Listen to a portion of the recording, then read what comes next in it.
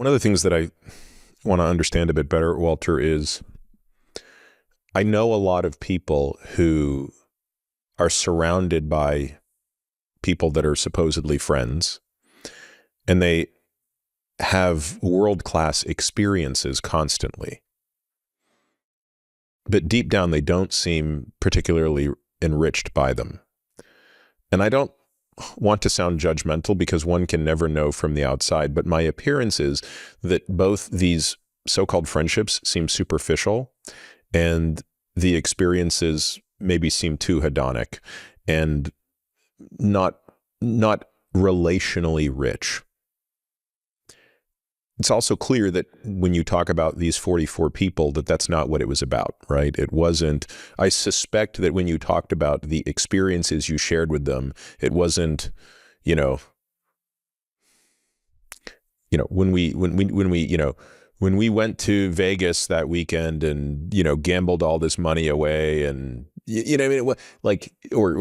got, partied really hard or something like that. I suspect that some of the experiences you talked about sharing were very subtle. How do you think that you naturally gravitated towards that? And why do you think that is not necessarily a natural thing for people to do? Yeah, wonderful. I think a lot has to do with our life experiences. I don't have much time to waste. This urgency from literally the fear of death. I don't know if it's a fear of death. It's a realization. Somebody wasted an hour of my time this week. It was a pure waste. I really resented it. And they didn't do it intentionally. It just turned out to be a wasted hour. I would have rather written out a check. I can't get that hour back. So I tend to not have a lot of time. It was, I have to laugh because one of the fellows, I've been in these, what we call forums. There are groups of 10 or 12 presidents.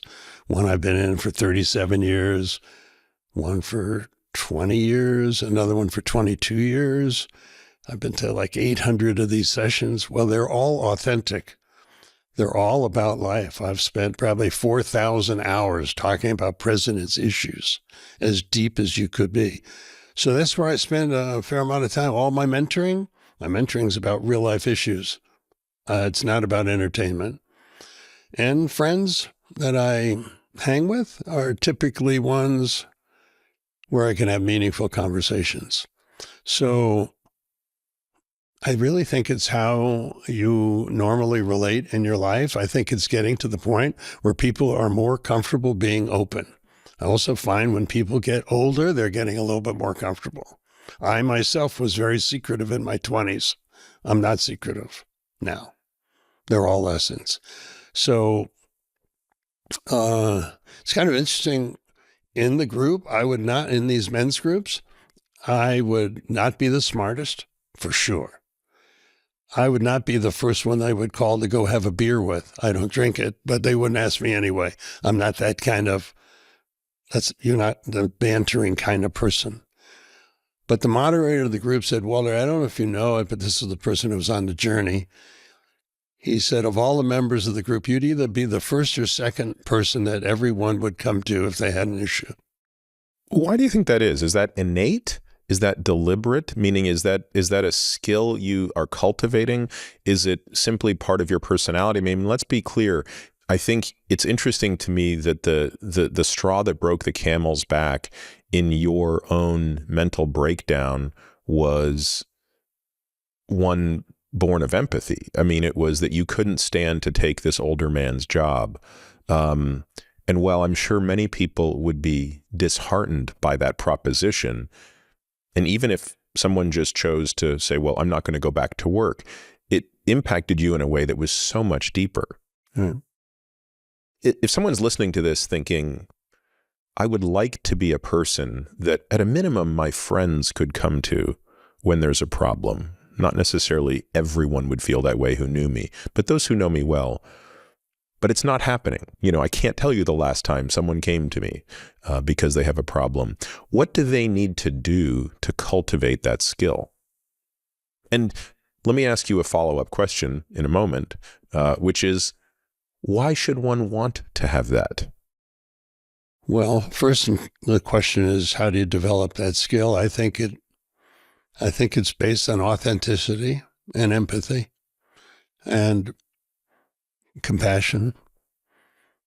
And I think we all have it. I don't know that we all use it, but I think deep relationships, you mentioned earlier, that people who have these wide range of friendships, and incidentally, I want to correct, these were not all good friends of mine that were on the list. These are all people who had significantly impacted my life. That doesn't necessarily mean that they were my good friends. I see. Many of them were good friends. The primary selection criteria was these people altered the course of your life. Exactly. And some of them might have been a professor in college. Exactly. Well, the blind man in New Hampshire who taught me how to think, I might have seen him 30 times in my life. Yep. He would not be someone who's a friend. Yep, I got it. Okay. In terms of why would someone want to be more authentic?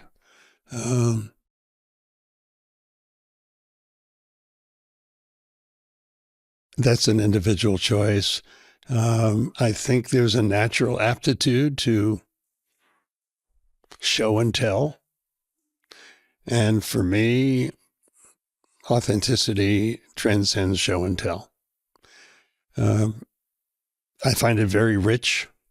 I find a lot of these apparent friendships were really just, we were in the same organization together and they were very friendly. You leave the organization and you don't see them again. That's not a friend. That's just an association. And I think sometimes it gets confusing. And sometimes as you elevate yourself in the world, people will befriend you in ways that you actually think they're a friend, but they're really, in some cases, just because of an association.